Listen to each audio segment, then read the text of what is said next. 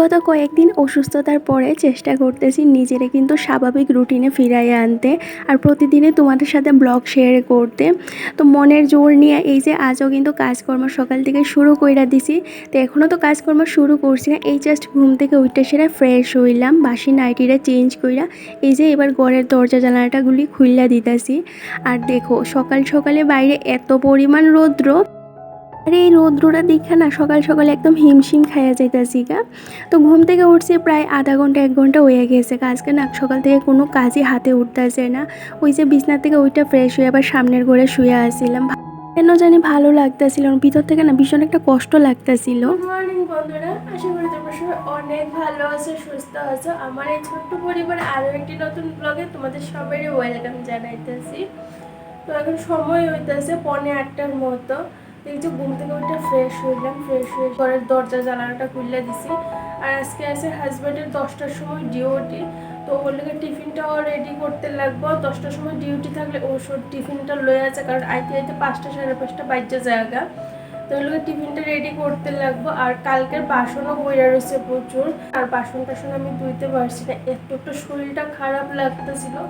In fact এখনও সকালবেলা ঘুম থেকে উঠতে সেরে না আমার কোনো কাজে হাতে উঠতেছে না, ভালো লাগতেছে না, শরীরটা প্রচণ্ড পরিমাণে ব্যথা করতেছে আর একদমই এনার্জি পাইতেছে না। কীভাবে কাজ করবো এটাও বুঝতে পারতেছি না, কারণ কাজগুলি না হাতেই উঠতেছে না। কিন্তু কাজগুলি নাও করলে হইতো না, এরকম একটা অবস্থা।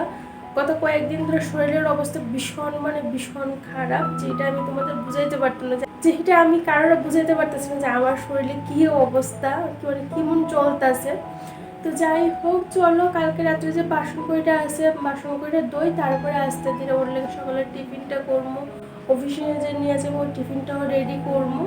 তখন গড়দর কোনো কাজই হয়েছে না। আর চলো আস্তে ধীরে কাজগুলি শুরু করি। আর আমি জানি না আজকে তোমাদের সাথে কতদূর কি শেয়ার করতে পারবো, তারপরেও চেষ্টা করব তোমাদের সাথে সব কিছু শেয়ার করে সুন্দর করে। তো চলো এবার আস্তে ধীরে ঘরের কাজগুলি শুরু করি। ও ওখানে ঘুম থেকে উঠছে না, তো ও ওঠার আগে সমস্ত কাজগুলি চলো সাইরা নেই। আর আশা করি তোমাদের ভালো লাগবে আজকের এই ব্লগটা, তো অবশ্যই কিন্তু ব্লগের সঙ্গে থাকো। সকালবেলা ব্রাশ করার পরে একটু যদি জল না খাই তাহলে গলাটা না শুকায় আয়ে, তো এই যে একটু জল খাইয়ে নিয়েছি। এবার রাতের যে বাসন কইটা আছে বাসনটা ধুয়ে নিবো। তো তোমাদের সাথে তো সকালবেলার যে গুড মর্নিংটা এটা তো ক্যামেরার সামনে এসে কোয়াই হয় না, জানো তো প্রতিদিনই ভাবি সকালটা তোমাদের সামনে মানে ক্যামেরার সামনে এসে গুড মর্নিংটা কইয়া তারপরে ভিডিওটা কন্টিনিউ করবো। কিন্তু কী তো এই যে কাজগুলি দেখলে আর ইচ্ছে করে না, মনে হয় থাক বাবা এমনি ভালো। তারপরেও ইদানিং চেষ্টা করতেছি তোমাদের সামনে একটু হইলেও আয়েসেরা কথা কোয়ার, মানে ক্যামেরার সামনে।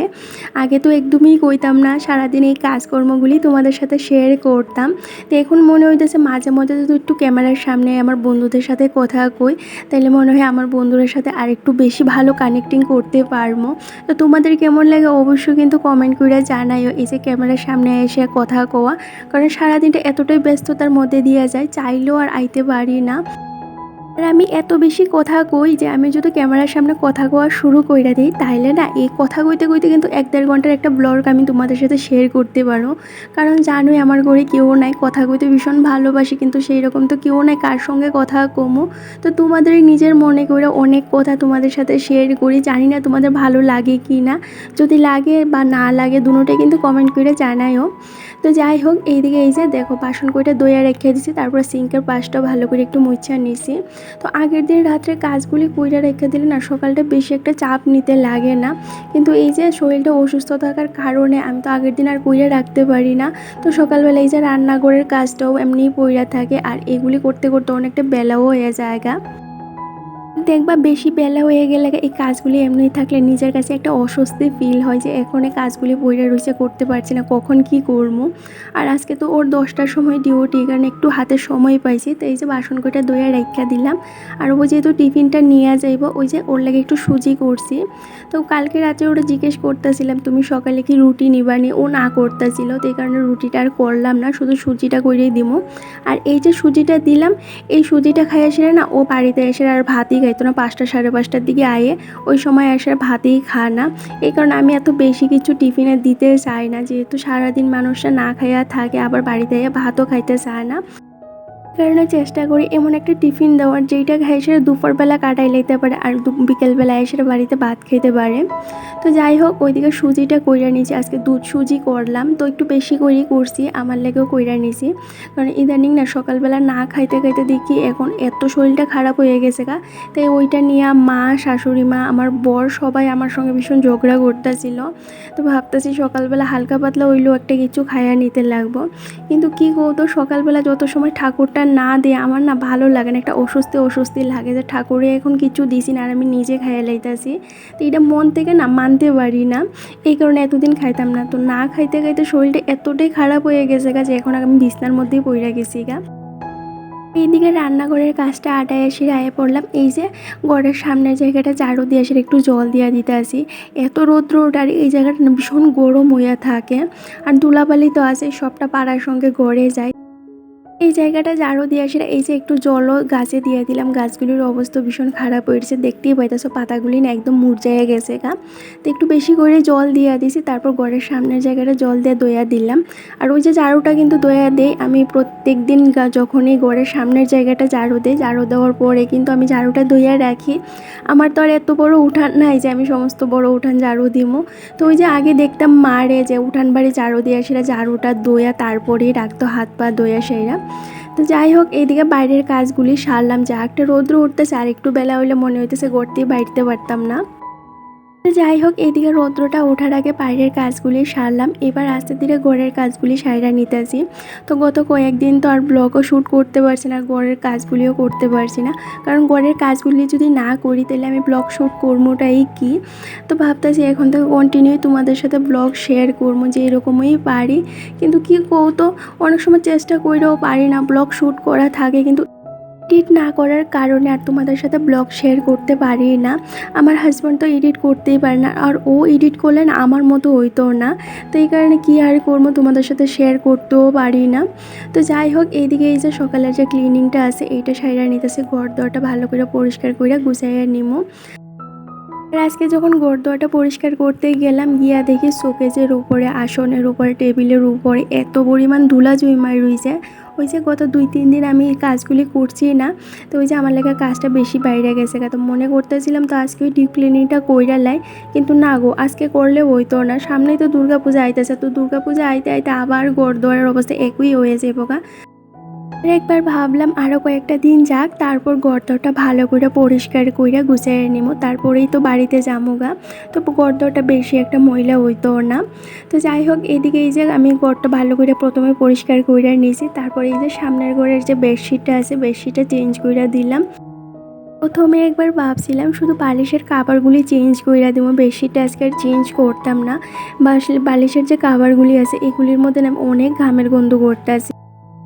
তারপর ভাবলাম শুধু বালিশের কাভারগুলি চেঞ্জ করবো আর বেডশিটটা চেঞ্জ করতাম না, তো একবার সবটাই চেঞ্জ করে দিছি। তো আজকে শুধু সামনের ঘরে বেডশিটে চেঞ্জ করলাম, আর এই ঘরেটা চেঞ্জ করলাম না, এই ঘরেটা আরেকদিন চেঞ্জ করে সঙ্গে সঙ্গে ধুইয়া দিমু। কারণ এগুলি চেঞ্জ করে সেটা এভাবে দলা পাকায় রাখতে আমার ভালো লাগে না। চেঞ্জ করার সঙ্গে সঙ্গে ধোয়া কাচাটা খাইরা লাইলে দেখবো হাতের কাজটাও অনেকটা শেষ হয়ে যায়। তো যাই হোক ও ঘুম থেকে ওইটা গেছে, তারপর এই যে বেডরুমটা এবার ভালো করে পরিষ্কার করে গুছাইয়ে নিতেছি। তো মশারিটা খুললে বাজ করে রাইখা দিলাম, তারপর এই যে বিছনাটাও কিন্তু গুছাইয়ে নিলাম। আর আমার অনেক দিদিভাই আর বোনেরা কমেন্ট করতেছিল যে আমি কেমন আছি, এখন আমার শরীরটা কেমন। তো এখন আমি বেশ ভালো আছি, কিন্তু এই যে সারাদিনের কাজকর্মের পরে না বিকেলবেলা গিয়ে সেটা একটু শরীরটা আবার খারাপ কইরালা। কিন্তু চেষ্টা করতেছি নিজেরা ভালো রাখার, নিজেরা যেভাবে খেয়াল রাখলে ভালো থাকুন সেইভাবেই খেয়াল রাখার, খাওয়া দাওয়ার টাইম টু টাইম করার। তো যাই হোক এইদিকে এই যে বিছনাটা গুছাই করে জ্বালানাটা খুলে দিছে। আর সকাল সকালে না ঘরটা এতটা গরম হয়ে গেছে গা যে আমি ভাবতেছিলাম সারাদিনটা আমি কী করে থাকবো, কারণ এত পরিমাণ রৌদ্র ওঠার এত গরম যে নাজেহাল অবস্থা, কী করবো কই যাবো বুঝতেই পারি না। এই দিনের মধ্যে কতবার যে হাত পা ধুই যাতে শরীরটা একটু ঠান্ডা থাকে, কিন্তু ওই যে ট্যাঙ্কির জলটাও এত গরম হয়ে থাকে যে গা হাত পা ধুয়ে সেরও শান্তি পাই না। আর এইদিকে এই যে আমি কালকে কয়েকটা কাপড় কাচা ধোয়া করছিলাম, একটু একটু করে সেটা কাচা ধোয়াটা কইরা নিতেছি। তো ওই জন্মাষ্টমীর দিন যে শাড়িটা পরছিলাম এই শাড়িটা ধুইয়া রাখছিলাম, তো ওই যে এবার শোকেজে উঠাই রাইখা দিছি। তো কাঁচা ধোয়াটা অল্প অল্প কইরা শাড়িটা রাইখা দিতেছি। আর জায়গার জিনিসটা যদি জায়গায় না থাকে তাহলে দেখবো ঘরটা যেমন মনে হয় একটা গুদাম ঘর, এত জাম লেগে থাকে ঘরটা, আর এগুলি দেখলে আরও বেশি অস্বস্তি লাগে। তো যাই হোক, এদিকে মোটামুটি সকালে সমস্ত কাজকর্ম সারলাম। তারপরে এই যে সুজিটা যে কইরা রাখছিলাম, তো ওরে এবার টিফিন বক্সে রেডি করে সেটা দিয়া লাইতেছে ওর ব্যাগে ঢুকাইয়া। আর ও সকালবেলা ওই যে দই মুড়ি দিয়ে সেটা টিফিনটা কইরা নিছে। এই গরমের মধ্যে দেখবে সকালবেলা একটু দই খাইতে বেশ ভালো লাগে। তো আজকে 2-1 দিন ধরে রাত্রের দিকে দইটা পাইতে রাখতেছি, যেটা দিয়ে সকালবেলা কিন্তু আমরা দুজনে একটু একটু করে সে টিফিনটা কইরা নিই। তাইলে চলো এবার ঘর দুয়ারটা ঝাড়ু দিয়ে ওরও যাইবার সময় হয়ে যাইতেছে, তো বাসি করতে কীভাবে যাইব। তো এই যে সামনের ঘরটা আর বারান্দাটা ঝাড়ু দিছি, তারপরে ওর টোটোটা আয়ে পড়ছে। তো ওই যে ও বার হইয়া গেল, এবার আমি বাকি ঘরটা ঝাড়ু দিয়ে আস্তে ধীরে রান্নাবান্নাটাও বুয়াই দিমু। কারণ এই গরমের মধ্যে যতক্ষণ রান্নাটা না সারতে পারুম মনেই হইতো না যে সংসারে কাজকর্ম সারছি। কারণ ঘরের কাজগুলি করতে বেশি একটা সময় লাগে না, আধা ঘন্টা 1 ঘন্টার মধ্যে হয়ে যায়। কিন্তু রান্না বান্নাটা দেখবা অনেক সময় আধা ঘন্টার মধ্যে হয়ে যায়, আবার অনেক সময় একটু বেশিও সময় লাগে। তো রান্না বান্নাটা সাইরা নিতে পারলে মাথার থেকে বোঝাটা নাইমা জায়গা। গতকালকের ব্লগে মামনি দিদিভাই কমেন্ট করছিল যে তোমার বাড়ি কি আসাম? আমার বাড়ি কিন্তু আসাম। তোমার ব্লগ আমি দেখি, আমার বেশ ভালো লাগে তোমার কথাগুলি, তোমার কাজগুলি। তো দিদিভাই, না গো, আমার বাড়ি আসাম না, আমার বাড়ি ত্রিপুরাতে। আসাম থেকে কিন্তু বেশি একটা দূরে না আমার বাড়িটা। যাই হোক, এদিকে এই যে ঘর দোয়ারটা ঝাড়ু দিয়ে এসে আমি কিন্তু রান্নাটাও বয়াই দিছি। তো ডালটা বয়াইছি, তারপর ভাতটা বোয়ামো। আর কালকে রাত্রে না একটু খিচুড়ি করছিলাম, তো কিচ্ছুই খাইতে ইচ্ছে করে না, ভাত তো একদমই খাইতে ইচ্ছে করে না। তো ও কইতেছে তোমার যেহেতু খিচুড়িটা ভীষণ ভালো লাগে, তুমি একটু খিচুড়ি করে সেটা খাও। একটু ঝাল ঝাল করে খিচুড়ি করছিলাম। তো আমি না পরিমাণে একটু বেশি খিচুড়িটা কইরা লাইছি, বুঝতেই পারছি না এতটা হয়ে যাইব গা। তাহলে চলো খিচুড়িটা দিয়ে এসে সকালের ব্রেকফাস্টটা সারি। আর বাকি যে খিচুড়িটা আছে এটা ফ্রিজে রাইখা দিছি, দুপুরের দিকে খামু। আর এই যে আজকে রান্না করবো ডিমের বড়া করে সেটা একটু তরকারি। গতকালকের ব্লগে পিউ সরকার কমেন্ট করছিল যে দিদিভাই গতকালকে যে তুমি ভিডিও দিছো না, আমি না একটু পরে পরেই খুঁজতেছিলাম কখন তুমি ভিডিও দিবা। তো কী কো, তো তোমরা যখন এই কমেন্টগুলি করো না, আমার এতটা খারাপ লাগে আর এতটা ভালো লাগে যে আমার বন্ধুরা আমার ভিডিওগুলি লেগে ওয়েট করে, বা আমার বন্ধুরার মনে আমি একটু হইলেও জায়গা করে নিতে পারছি। এই কারণে বন্ধুরা আমার ভিডিওগুলির লেগে ওয়েট করে থাকে যে আমি কখন ভিডিও দিমু। ইউটিউবে আবার আগে আমি কোনো দিনই ভাবছি না আমি এত ভালোবাসা পাবো তোমাদের কাছ থেকে। তোমাদের আমি চিনি না, জানি না, তারপরে তোমরা আমার এতটা ভালোবাসো। এই ভালোবাসার যে আমি কিভাবে দাম দিব আমি নিজেও জানি না। তো তোমরা সব সময় আমার পাশে এইভাবেই থাকো। আর আমিও চেষ্টা করুম তোমাদের সাথে আরও এইরকম নতুন নতুন ব্লগ শেয়ার করার। তো এইদিকে সকালের টিফিনটা সাইরা এই যে রান্নাটা শুরু করে দিছি। তো ডিমের বড়াটার লেগে ডিমটা ভালো করে পেঁয়াজ কাঁচামরিচ দিয়ে সেটা মাইখা এই যে এবার ডিমের বড়াটা কইরা নিতেছি। তো আজকে না ইচ্ছে করতেছিল না আর যে ওই ডিম সিদ্ধ করে আলু দিয়ে রান্না করি। বড়া কইরা একদম খালি খালি ঝোল করলেও কিন্তু বেশ ভালো লাগে। তো এই যে এই অনুযায়ী কিন্তু কইরা নিতেছি। এইদিকে ডিমের বড়াটা কইরা নিলাম, তারপরে এই যে একটু জিরা, তার সাথে পেঁয়াজ আর কাঁচামরিচ দিয়া ফোড়ন দিয়া এইবার এই যে মশলাটা দিয়া দিতেছি। একদম সিম্পলভাবেই রান্না করতেছি, কম মশলায় কম তেলে। তানিয়া দেবনাথ কমেন্ট করছিল যে দিদিভাই তোমার বাড়ি কোন জায়গা? তো আমার বাড়ি ত্রিপুরাতে, কিন্তু আমি বর্তমানে জলপাইগুড়িতে থাকি আমার হাজব্যান্ডের সঙ্গে। তাহলে চলো বন্ধুরা, এই কাজগুলি করতে করতে তোমাদের সাথে কয়েকটা কথা শেয়ার করি। অনেক দিন ধরে ভাবতেছিলাম তোমাদের সাথে এই কথাগুলি শেয়ার করবো। তোমরা যে জিজ্ঞেস করো দিদিভাই তোমার আগের চ্যানেলের নাম কি আসিল, এটা নিয়ে আজকে তোমাদের সাথে কিছু কথা কমো। যে ইউটিউবে আওয়ার পেছনে আমার অনেক বড় একটা রিজন আছিল। বিয়ের আগের থেকেই কিন্তু আমি ইউটিউব করতাম, কিন্তু তখন এত সিরিয়াসভাবে নিয়েছি না। ওই যে শখের ঠেলায় এসে এই কাজগুলি করতাম, যখন মানুষরা দেখতাম তখন তাদের দেখে দেখে না আমিও এই ইউটিউবটা শুরু করছিলাম। কিন্তু ওই যে মানুষের যেটা চাহিদা থাকে ওইটার পিছনে কিন্তু মানুষ দৌড়ে। তো আমার হয়েছে সেই রকম অবস্থা। বিয়ের পরে ইউটিউবটা যেমন আমার একটা চাহিদা হইয়া দাঁড়াই গেছে। ইউটিউবটা না করলে যেমন আমার কাছে হইতোই না, কারণ নিজের স্বপ্নগুলি পূরণ করতে গেলে আমার ইউটিউবে কাজ করতেই লাগবে। বিয়ের আগে তো এত কিছু টেন্ডেন্সি আসিল না যে কাজ করতে লাগবে, পয়সা কামাইতে লাগবে। তখন তো মা বাবার পয়সার উপর দিয়েই বাচ্চা আসছিলাম। সময় পয়সার এতটা ভ্যালুও বুঝতাম না, আর এটাও বুঝতাম না যে পয়সা না কামাইলে এই সমাজে কিন্তু কারোর কোনো অস্তিত্ব থাকে না, পরিচয় থাকে না, কোনো বন্ধুবান্ধব পাশে থাকে না, আত্মীয় স্বজনের কাছে প্রচুর কথা শুনতে হয়। কিন্তু বিয়ের পর থেকে না এই জিনিসটা খুব ভালোভাবে আমি ফিল করতে পারি। আত্মীয় স্বজন, পাড়া প্রতিবেশী, ফ্যামিলির মেম্বার কত মানুষের কাছ থেকে কত কথাই না শুনতে হয়েছে আমার মা বাবার পয়সা ছিল না দিকা বা আমার হাজব্যান্ডের পয়সা নাই দিকা। তো কেউই না আমাদের তাদের মতো করে মনে করতো না, কারণ আমাদের পয়সা আসছিল না, আমরা গরিব আসছিলাম। এই ইনফ্যাক্ট এখনও কিন্তু এই জিনিসগুলি আমার ফেস করতে হয়, কিন্তু কোনো দিনে না কারোর এইসব নিয়ে সেটা জবাবদারি করছি না বা চুপচাপ কিন্তু মুখটা বন্ধ করে কান দিয়ে শুনে গেছি আর মনে মনে সমস্ত জিনিসগুলি রাখছি যে একদিন কিন্তু আমিও তাদের সেই সমস্ত কথার উত্তর দিমু, কিন্তু মুখে না, কাজের দ্বারা। তার থেকে একটা বড় রিজন কি জানো তো, আমার যখন বিয়ে হয়েছিল তখন আমার মা আমার লেগে বেশি না কয়েকটা স্বর্ণের জিনিস বানাইছিল। তো তখন তো আমি বাড়িতে আসছিলাম না, আমার কিন্তু কলেজে তখন এক্সাম চলতেছে। আমার বিয়ের পাকা কথা কিন্তু আমি আর আমার হাজব্যান্ড কেউই বাড়িতে আসছিলাম না, আমাদের ছাড়াই কিন্তু বিয়ের পাকা কথা হয়ে গেছে গা। তো বিয়ের প্রায় 5-6 দিন আগে আমরা দুজনেই বাড়িতে গেছিলাম। আমার এক্সাম শেষ হয়েছে, আমি বাড়িতে গেছি, ও কিন্তু এখান থেকে ছুটি নিয়ে সেরা বাড়িতে গেছিল।